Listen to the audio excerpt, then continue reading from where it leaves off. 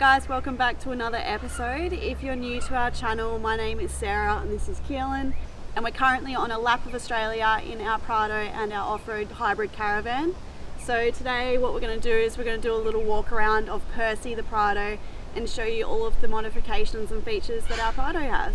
Pretty much we've set this car up to tour Australia. We did do a walk around video about 6 months ago, but it was when we first started YouTube and we absolutely sucked back then. Audio was crap and yeah, everything else about the video was crap, and I almost deleted it the other day and I said, why not do another one? So here we are, we're gonna do another one for you. I hope you enjoy it, and like always guys, give us a like and a subscribe, it goes a long way. So let's stop flapping the gums, let's bloody get into it. So before I get into any of the modifications we've done, this is a Toyota Prado. It's a 2011 model with the 1KD engine. It's done 245,000 K, so it's getting on a bit. We have a GVM of 2.99 tonne, so it's not a massive GVM, and we can only tow 2.5 tonne with this car. So we're pretty close to GVM at the moment. When we're on the road, we're 50 kilos under, so keeping that in mind, I'll run through some of the mods on the car. So up the front here, we're running an Ironman Deluxe bull bar, and I've powder coated it the same color as the car. Well, I've tried to, so saved myself $1,000 there. I've done it myself. We're also running Ironman scrub bars and side steps, and on the bull bar here we're running Dymax 9-inch spotlights. These things are super bright. They're pretty much the same as your Nava spotties, however just an eBay brand. I'm pretty sure they come out of the same factory. Underneath the Tracklander roof rack guys, we're running a 42-inch King's light bar. That thing actually does put out a little bit of light, and I can't really fault the thing yet. It hasn't broken. We've taken it down the Gibb River Road, and yes, it seems to hold up alright. It is a slimline bar, and it does look pretty neat under there, so literally can't complain. Got nothing to report back on that one guys. It's running an absolute treat. We've got the 6.6 dBi GME antenna, and that's coupled up with a TX 3300 in the cab with all your remote controls on the actual remote itself. So we're not running any winch at all. That was something that we've decided not to get purely because we just don't need it, and I've never needed to winch. Like I said before, we're not crazy four-wheel drivers. This car is mainly for touring, and we just can't justify it yet. We might go one in the future, but we just don't have one yet. So underneath the Prado, we're running standard bash plates and protection. We have a little bit of clearance with the car, and like I said before, we're not crazy off-roaders, so we've still got all our transmission bash plates and stuff under there, but it is standard stock bash plates, so we haven't actually bent them up too bad. And I had the car up on the hoist the other day and they're actually not looking too bad. So on Percy the Prado, we're running 285 70/17s, which are equivalent to 33-inch tyres. We've put them on Gday Locket imitation beadlock. These are a 17x9 on a 0 offset rim, and the 0 offset pretty much means we can chuck these on and the upper control arm's not going to foul on the tyre at all. So a lot of people ask what size tyres actually fit on the Prados, and the 120s I believe you have to do a fair bit of work to fit the 285, but on the 150 series the 285 pretty much go on straight away without much scrubbing at all. But like I said, you do need that 0 offset, and we've also adjusted our caster adjustment all the way forward, so that pretty much stops any rubbing on this back part of the tyre well. So the lift kit we're running is a 2.5-inch Bilstein's lift kit. This actually came on the car, and I parked the car next to other Prados with a 2-inch lift, and it seems like this one is a lot higher than their 2-inch lift, so I'm calling it a 2.5-inch or a 3-inch lift kit. We've got 300 kilo constant load springs in the front. I had them swapped out when we put on the bull bar, just to bring the front of the car up because the bull bar is super heavy. So, and obviously we're just running the Bilstein strut on that as well. So we've kept the upper control arms and lower control arms all very standard. They're just straight out of the factory, and they seem to do the job just fine. So on the tyres, we're also running these pressure and temperature sensors, which I'll get to when we do the in-cab part of the video. Moving around to the back of the vehicle, we're still running the Bilstein's shock absorbers, and we're running a 400 kilo constant load spring in the rear. Obviously because we have a lot of weight in the rear and also we tow, so we need that constant load in the rear to keep it nice and high, but given that it is a little bit stiff while we're running nothing in the back, so if I take the fridge and empty the drawers, obviously not towing, you're a little bit stiff, but as soon as we put weight in the back, she's U-built again. So like I said before guys, it's one of those things, we've set this car up literally for what we do, so it isn't for everyone, and it does work for us. So running around the back, we do not have any sort of rear bar, anything like that. Obviously we can have a lot of water carrying capacity, and obviously the Prados have got 150 litre diesel tanks, so we don't need to carry any extra water and any extra diesel, so super handy. We don't need a rear bar, and also the 285 fits on the back door quite easily as well. So moving around the back here, we've got the rock tamers. Big shout out to these guys, they're legends. Yeah, these things are a must if you're towing, to keep the stone chips down. And yeah, they're great products. We love them, and we actually tried to make some ourselves. I fabbed up a bit of metal bracketry, and yeah, it just failed straight away, even though I put a lot of work into it. So I wouldn't muck around with making them yourself. I'd actually just go straight away and buy one of these. Looking behind the rock tamers, we're running a massive Anderson plug with massive gauge cable. That's just to power the lithium batteries in the new caravan that's coming. And we also run a 7-pin plug. The rear tyre bag, we run a Ranger bag. These guys are absolute legends. We don't get anything from giving these guys a good run. We just love their products, and yeah, they're a great bag. The thing that I like the most about them is they've got a zip on the bottom here. You just wheel the wheelie bin up, chuck it underneath it, and just empty the bag straight into it. Oh, I just dropped some rubbish. But you get the picture there, guys. It's pretty handy. You don't have to get your hands dirty at all. Don't need to throw a bag or a liner in there. You just empty the thing. So I guess we should move up to the top of the car and talk a bit about the roof rack. So we're running a Tracklander aluminium cage roof rack. This thing's rated to, I think, 150 kilograms. However, Toyota's roof rating is only 100 kilos. So the rack itself is 36 kilograms. You take that from 100, so you're still looking at around 60 something kilograms. We've only got awning bolted to the side, which I didn't mention before, but we're running a Rhino rack, just a standard awning. And I think that one's the 2.5 meter by the 2 meter. And we also run a few little LED lights around the back. So we've got one strip light up the top there, and then one on the side as well. And that's also got an 80-watt solar panel on the roof as well. So we're not overweight on the roof. A lot of people these days are very aware of their roof ratings, and it is very important to stay under your roof rating, because you may not be insured if you aren't.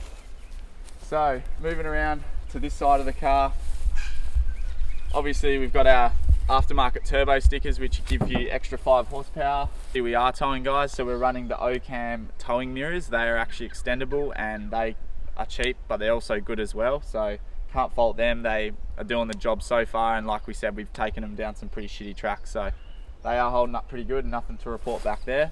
We are running the Safari snorkel. That's just your standard size snorkel, not the R-Max or anything like that, and that seems to be doing the trick as well. We do run a snorkel sock, a uni-filter on top of it. We're on dusty tracks, and that seems to be doing the trick as well. So nothing to report back on that one too. It's a sick product. So I think we've spoken about pretty much most of the stuff on the outside of the car. One thing I didn't touch on is I've relocated the reversing camera on the Prado to this little spot here. The cable that comes factory is long enough, and you can just tech screw it straight to your number plate there. So moving into the back of the car, pretty simple setup here, guys. We haven't done anything too crazy. It's pretty much your standard, like, you know, touring spec sort of vehicle. We've just got the Outback ARB drawers. Obviously they are good products, tried and tested, and they hold a lot of stuff, and they seem to be really sturdy, so happy with them. In this side of the drawer, we just keep all our pantry gear, just food, coffee, everything that we sort of need to keep dry and cool. It's nice cool space under here, so that's our pantry, guys, when we're on the road. And then on this side, we're just running pretty much all our spare parts, recovery gear, yeah, just pretty much everything you need tools wise, all lives in this drawer. It is a bit of a mess at the moment, and we are in the market for some clear top canvas bags to keep everything really organized. So if you guys do know any good companies putting out some good canvas sort of organization bags, let us know in the comments below. Just running the 32 litre angle on the top of the drawer system here. Obviously the ARB does have a slide on top of it, and while we're on the road, we do normally run this angle as a freezer, normally because we do run another separate fridge, another compressor fridge, and this new caravan that we're getting has an upright fridge inside it, which we're super keen about as well. On this side of the car, we're running the just a drop down table, which I made myself. I used to work at a electrical company, and we made our own switchboards. I got the boys in there to fab up a little bit of aluminium, and then I just powder coated it textured black, threw some hinges on it, and Bob's your uncle, she's a U-Butte table. I've actually had 40 kilos of water jerrys on top of that, so it's strong enough. It definitely needs a good clean. That's filthy, don't look at that too hard. But yeah, can't fault that. Keelan do a very good drop down table, so if you're in the market for one of these and you don't have the infrastructure to build one yourself, definitely have a look at Keelan, and yeah, they do a good product. So that's pretty much the rear of the car sorted. Next thing we'll talk about is probably the most recent addition to Percy the Prado, and that's these solar screens. Shout out to Connor Pierce, one of my mates was selling his Prado, and we got these really cheap, so thanks mate, they're a great product and we love them. So another new addition to the car is actually the false floor that I've just built, and that's purely because we don't have a caravan at the moment. We've got nowhere to sleep. If you guys are new to the channel, we are very lazy people and we don't like pack up and set up time, so I've actually built a false floor in the back of the Prado so we can just throw a double mattress straight in the bloody back and go to sleep. So super easy, no pack up and set up times, and we love it. So come around here, I'll show you what I've done with the false table, and I'll talk you through, if you do have a Prado, super easy to build one of these yourself, so don't feel like you need to have all these special tools and stuff. So what you do is you pretty much go to Bunnings, you buy 6 90-degree brackets, and all you have to do is buy some aluminium, make up the frame and make it so the brackets bolt into the where the rear seats came out, so you're not drilling any holes in your car. And Bob's your uncle. This whole setup only weighs 5 kilos, and that's including the plywood and the carpet on top. And yeah, just put a bit of carpet, put some tech screws in it, and it comes up brand new. Really happy with how that came together. I did one in my old 120 series Prado as well, and that was super handy to sleep in. We're running the Navigator organizer on the back of the seat, and that's what we keep all our camera gear in, GoPro, all the different clips and parts as well. Underneath the false floor, we're actually running a single ARB compressor. I don't know if you guys can see that, but we've just plumbed it in straight off the battery, and it's all locally switched just there. And that's really handy because the hose that we get normally is about 6-7 meters, and that's perfect because it can reach the caravan tires and also the front of the car. If we had to put this at the front under the bonnet, we wouldn't be able to reach the caravan tires, and vice versa. So in the middle of the car, it seems to be perfect for us. And obviously you can get them hidden. So Aspect Offroad in Perth are very good at hiding compressors, and they actually put them in the side panels of your car, under your bonnet, wherever you want them. They can hide them nice and neat for you, but we've just bolted ours to the back of the drawers there because obviously you don't have rear seats. So I think that is it for this. We'll just move into the cab, I guess. So let's do that.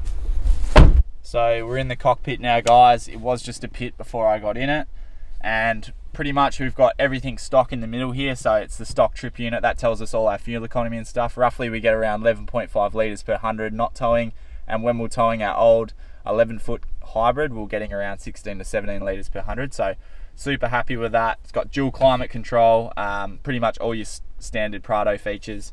This one does not have a diff lock. I haven't installed an aftermarket diff lock. I've only got my center diff lock. However, we do have ESP. It's pretty cool the way it works. What can I tell you? We've got our GME handset in here, and I've mounted the actual unit itself. I've tucked it up underneath the steering wheel there. And yeah, so it's got all your channels there. Super handy if you get one. Make sure you get one with all your channels on the actual handset itself.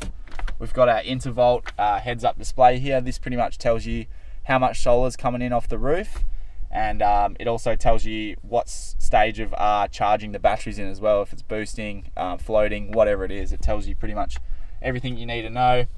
I've got my scan gauge 2 up the top here, which is pretty much my engine data readout. I've currently set that to boost, transmission temp and torque converter temps, as well as my coolant temperatures as well. So pretty much you can program these scan gauges for X gauges, so you pretty much pick up information that most scan gauges won't. This one's super good, guys. I definitely recommend getting a scan gauge 2 over an EDS from King. So up the top here, we're running our Safety Dave tyre pressure monitor.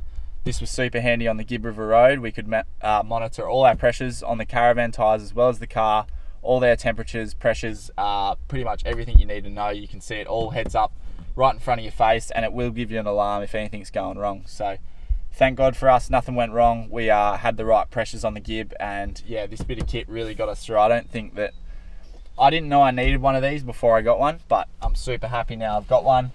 So over this side's the V3 Red Arc tow controller. That's super handy. Obviously we're towing a pretty solid van, so need one of them. Also got the EVC throttle control over this side too.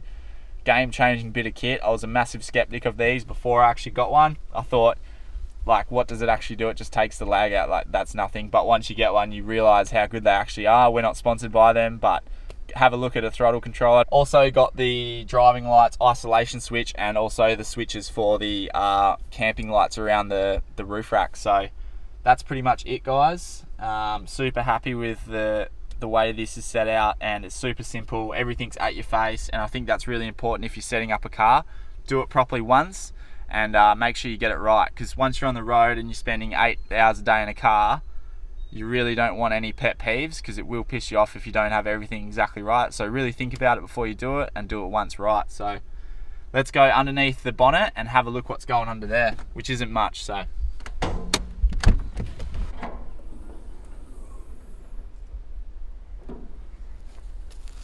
if you come around here, guys, I'll talk to you through what's going on under the bonnet here, which isn't a lot. One thing for us, we definitely need a car that's super reliable, and given the car's done 240,000, we haven't pumped a heap of boost into it or tuned it. We've just left it dead stock. The only thing we've really done is added a secondary fuel filter. That's just by Fuel Management Systems, and we've also cleaned out the intake manifold. So we've ripped off the manifold, the throttle body, and the EGR valve, gave that a good clean out, because these cars are renowned for building that area up with soot and blow-by.